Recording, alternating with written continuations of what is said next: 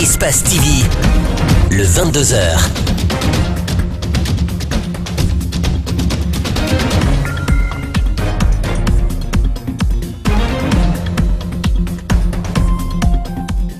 Vous regardez Espace TV, c'est un plaisir de vous retrouver, mesdames et messieurs, bonsoir. Et tout de suite, les titres de cette édition d'information. 170 millions de dollars, c'est le montant que le FMI a accordé à la Guinée au titre de la facilité élargie du crédit. Il permettra d'accompagner le pays dans la mise en œuvre de plans national de l'économie et sociale 2016 à 2020. Insécurité, on en parle. Une famille s'est fait attaquer par des individus armés à Simambousia, dans la commune de Ratoma. Le bilan, 0 mort, mais d'importants matériels emportés. Et puis en interactualité, le Premier ministre israélien s'est exprimé suite à la déclaration des pays musulmans qui a appelé à reconnaître Jérusalem-Est, capitale d'un État palestinien, lors de la réunion de l'Organisation de la coopération islamique à Istanbul.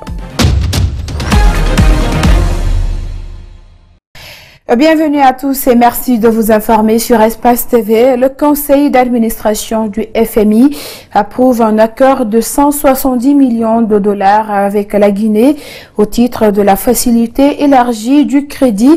Et ce montant vise à accompagner le pays dans la mise en œuvre de son plan national économique et social 2016-2020. Gibril Ba et Abdoulaye Kamara. Cet accord au titre de la facilité élargie de crédit vise à aider la Guinée dans la concrétisation du PNDS à l'horizon 2020. Sa spécialité sera de promouvoir une croissance forte et généralisée, mais aussi assurer les réformes et politiques économiques dans le but de réduire la pauvreté. La facilité élargie de crédit, qui est un programme entre le FMI et le pays pour une période de 3 ans. Le total de financement du côté de FMI, c'est environ 170 millions de dollars pour une période de 3 ans. Et le décaissement va être fait pour chaque fois qu'il y a une review, à l'exception de premier décaissement qui est lié à l'approbation du programme. Ce programme, appuyé par la FEC, renforcera la résilience de l'économie guinéenne. Il va aussi accroître l'investissement public dans les infrastructures. La ministre de l'Économie et des Finances se réjouit de cet accord. Et ce programme va donc également nous aider, je dirais, à mettre en œuvre un certain nombre de mesures structurelles qui sont des mesures importantes aussi pour la Guinée si nous souhaitons attirer de plus en plus d'investisseurs. L'accord ouvre la voie au décaissement immédiat d'environ 24 millions de dollars. Le reste s'attellera sur un programme semestriel. Les études de préfaisabilité de l'aménagement hydroélectrique de Mandiana dans la préfecture de Kerouané ont été présentées ce jeudi. C'est un projet financé par la société Kama SA avec un coût estimé de plus de 70 millions de dollars pour desservir les localités de la préfecture de Kerouané en électricité. Les explications de Mohamed Valek-Touré et de Abou Korea Gourma. La préfecture de Kerouané sera bientôt dotée d'un barrage hydroélectrique pour desservir les localités environnantes. Avec un coût de réalisation estimé à plus de 70 millions de dollars, ce site localisé environ 60 km au sud-est à Madinagnon a été repéré par une société appelée Kama SA qui a visité ce site pour la première fois en juillet 2017 et a permis de définir les accès du site. Nous intervenons aussi, comme dans le cadre de ce projet dans la préfecture de Kerouané, pour identifier de nouveaux sites et réaliser des études pour identifier le potentiel hydroélectrique de certaines régions encore non desservies. Ce projet situé dans un endroit encore peu électrifié présente des enjeux de développement encore importants. Il peut constituer une bonne opportunité de développement en cas d'identification d'acheteurs, si toutefois les clauses seront respectées. Le représentant du ministre de l'Énergie se montre optimiste devant ce projet et pense qu'il va combler le déficit en courant électrique au niveau de la zone. À la faveur de la loi du partenariat public-privé, il y a Kama qui a demandé, qui a sollicité à réaliser effectivement le site de Madina sur le Djon. L'atelier de ce mercredi est une première étape vers la réalisation du projet visant à consolider le périmètre technique. L'accent est donc mis sur cette zone rurale afin de la faire bénéficier de l'électricité qui contribuera au développement de ces localités. Suite à une convention signée entre le groupe Kama et le ministère de l'Énergie et de l'Hydraulique, nous avons, en collaboration avec notre partenaire Tractobel, procédé à l'étude de préfaisabilité du projet d'aménagement hydroélectrique de Madina. Le délai d'exécution des travaux va être annoncé à la prochaine réunion, un projet qui peut être bénéfique pour la Guinée. Un groupe d'individus armés a fait irruption dans une famille à Simambossia dans la commune de Ratoma. L'attaque s'est produite dans la nuit du mardi à mercredi. Pas de pertes en vies humaines, mais d'importants matériels ont été emportés par les malfrats. Mamadou Kalisso et Mamadou Aliouba. La famille Kaba a été brusquement réveillée ce mercredi à 3 h du matin par des hommes armés. Ils ont défoncé le portail du salon et mis tout le monde au respect. Les malfrats ont emporté des habits, des bijoux et une importante somme d'argent. Et en tout, ils ont pris 5 millions parce que madame leur a donné 3 500 000. Moi, j'avais 1 500 000 sur moi. J'ai donné sans compter les petites poussières qui étaient sur la table. Dans la chambre de madame, il y a un écran plat qui est parti. Au salon, il y a un écran plat de 43 pouces qui a été aussi pris. Et tous les téléphones, ils ont commencé d'ailleurs par ça, tous les téléphones ont été retirés, et une tablette. Un véhicule 4x4 aussi a été emporté par ces hors-la-loi. Le père de famille a été copieusement molesté par les agresseurs avant de disparaître dans la nature. Dans cette situation, à terre, il y a un qui est rentré avec la croche. On m'a dit que c'est lui qui était en bas, qui était cagoulé. Quand j'étais couché, il a commencé à me taper sur la tête. J'ai reçu au moins 10 coups sur la tête. Ma tête, elle est grandement ouverte. Et ça coulait partout. Il y a un de ses amis qui lui a dit, tu vas le tuer, il faut le laisser.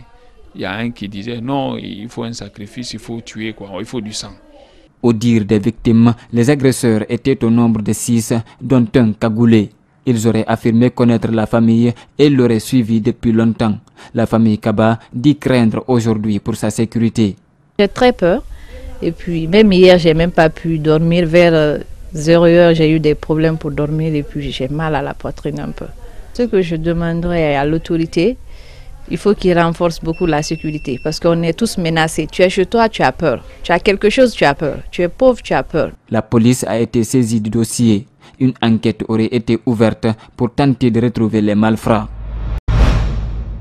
En parlant d'insécurité, El Hadj Doura reste sans nouvelles depuis son enlèvement par les ravisseurs. Et cette situation fait réagir le président du groupe organisé des hommes d'affaires, Chérif Abdallah, a dénoncé l'insécurité qui gangrène le pays. Malik Siangana Kamara et Ibrahima Souri Kamara. Opérateur économique très connu et influent, El Hadj Doura est âgé de 80 ans. Des inconnus l'ont enlevé à l'aube du mardi 5 décembre alors qu'il se rendait à la mosquée au quartier Amdallah. Depuis 10 jours, le vieux Doura reste sans nouvelles. Il jouait un rôle assez important au sein du groupe organisé des hommes d'affaires Goa. C'est des personnes sollicitées entre les citoyens s'il y a des difficultés et même entre les opérateurs économiques et l'État s'il y a des problèmes. C'est des personnes, des sages comme ça qui est sollicité pour réconcilier, pour régler les problèmes. Donc si ce genre de personnes est kidnappé, cela est déplorable dans un pays. Le président du Goa condamne cet acte et soulève le débat sur la problématique d'insécurité dans la capitale. La sécurité seulement qui peut rassurer les investisseurs guinéens et les investisseurs internationaux. Nous ne voulons pas voir notre pays comme ça. Cela est déplorable, cela est condamnable. Il faut absolument que ça change et que ça change maintenant. La famille de El Hadj Doura et opérateurs économiques demeurent dans l'inquiétude. Chérif Abdallah lance un appel. Ce que nous demandons aussi aux ravisseurs, on les prie de nous rendre le vieux El Hadj Abdrahman sain et sauf. Dans les jours à venir, les opérateurs économiques du pays comptent se retrouver pour attirer l'attention des partenaires nationaux et internationaux sur cette nouvelle forme d'insécurité qui a vu le jour en Guinée. Et plus loin, à Boké, un atelier de formation axé sur l'utilisation des explosifs s'est ouvert lundi à l'Institut supérieur des mines et géologie de Boké. Et durant 5 jours de donner et recevoir, les participants seront outillés sur l'utilisation des feux dans les mines. Fode Omar Kamara et Salif Olifosissé. Cette formation vise à initier les enseignants-chercheurs de l'Institut supérieur des mines et géologie de Boké, mais aussi d'autres représentants des mines et carrières venus des préfectures du pays sur les méthodes d'utilisation des explosifs, mais surtout le respect des règles de protection. C'est important cette formation parce qu'elle doit leur permettre de leur donner des bases un petit peu sur tout ce qui est la mise en œuvre des explosifs, en rappelant déjà ce que c'est qu'un explosif, quels sont les différents modes d'initiation, d'amorçage et surtout quelles sont les règles à respecter. Un explosif, comme l'a très bien dit Lanzana, c'est quand même pas un produit anodin, donc il y a des règles à respecter. Cet atelier de Boké va permettre de renforcer la capacité des participants dans le domaine des explosifs en Guinée. Pour pouvoir apprendre plus sur les explosifs, sur leur application et surtout les mesures de sécurité qu'on doit prendre en manipulant les explosifs. L'importance de cette formation pour moi, j'ai beaucoup d'importance dedans en tant qu'enseignante. Ça me permettra d'avoir un bon orthographe, un bon vocabulaire pour m'exprimer devant les étudiants. Les enseignants-chercheurs de l'Institut supérieur des mines et géologie de Boké vont bénéficier des connaissances sur l'utilisation des feux dans les mines de façon théorique et pratique. Une formation pour apprendre à nos enseignants-chercheurs comment avoir des compétences pour mettre en route, par exemple, des feux dans les mines ou alors dans les sociétés de minage.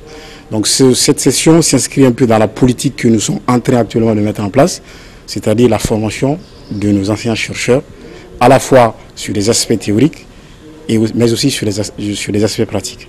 Ce 6e atelier sur les explosifs organisé par les responsables de l'Institut supérieur des mines et géologie de Boké prendra fin le vendredi prochain. De la combustion, pratiquement dans le monde de la défense. Et sur un autre plan, l'Institut Fofana, malvoyant, réceptionne et délivre plus de 500 documents par jour. Il donne aussi des cours de mathématiques à l'université en dépit de son handicap. Comment fait-il pour s'en sortir? Élément de réponse dans ce reportage signé à Mamadou Salouba et Ibrahima Walkamara. Dicter, réceptionner ou encore livrer des documents. C'est son travail de tous les jours et ce n'est pas une tâche aisée. Sous ses yeux, qui ne distinguent presque rien, des centaines de documents déposés par des étudiants. Ici, le travail ça ne finit pas et ce malvoyant n'a pas le temps de se reposer, sauf quand sonne l'heure de la prière et en ce moment, il se fait suppléer par les étudiants. On est d'accord? Accordez-moi le temps de prière. D'accord? Non, accordez-moi le temps de prière. Vous savez que c'est exigé. L'ancien Fofana est malvoyant, mais malgré son handicap, il abat un travail titanesque. Son handicap, loin d'être une fatalité pour lui, au contraire, c'est un regain de bravoure, de témérité qui le conduit à retrouver instinctivement chaque dossier, chaque copie sur cette table. J'essaie d'être ordonné au bureau. Et je sais où je mets chaque objet à peu près. Il ne se sert pas trop de ses yeux, seulement sa mémoire, le creuset de son univers interne qui lui interdit de compter sur les autres et de croiser les bras. Ce n'est pas seulement que de la vie qu'on a besoin, comme vous l'avez dit, de mémoire. Seuls ces deux placements nous permettent de comprendre que cet homme est malvoyant. Mais une fois sur sa chaise, derrière la table, il devient un homme exemplaire, comme cet après-midi, avec un étudiant qui a mis trop de temps pour venir reprendre ses dossiers. L'ancien Fofana en fait sa priorité et finit par retrouver le dossier. C'est de nous situer si c'est des copies légalisées ou pas. On peut retrouver. Chez nous, rien ne se perd. Un miracle ou peut-être une raison qui démontre que les malvoyants peuvent bien travailler. On peut être malvoyant et travailler. Moi, je donne des cours, j'ai un assistant, je vais avec lui en classe et il dispense, il écrit et je me prête aux questions. Lui qui préparait ses cours, qui corrigeait de ses propres mains les copies de variation, n'est plus à mesure de lire.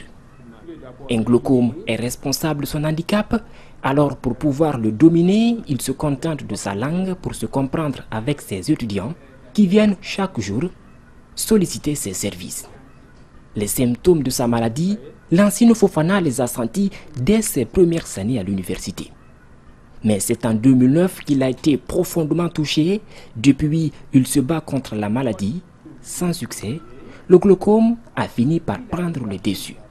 On m'a dit que je devais changer de verre et prendre des collyres.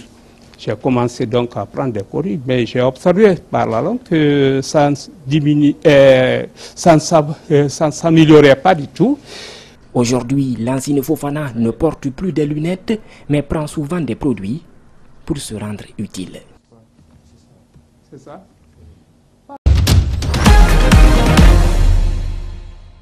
C'est ce qui m'a fait à cette édition d'information réalisée par toute l'équipe d'Espace TV.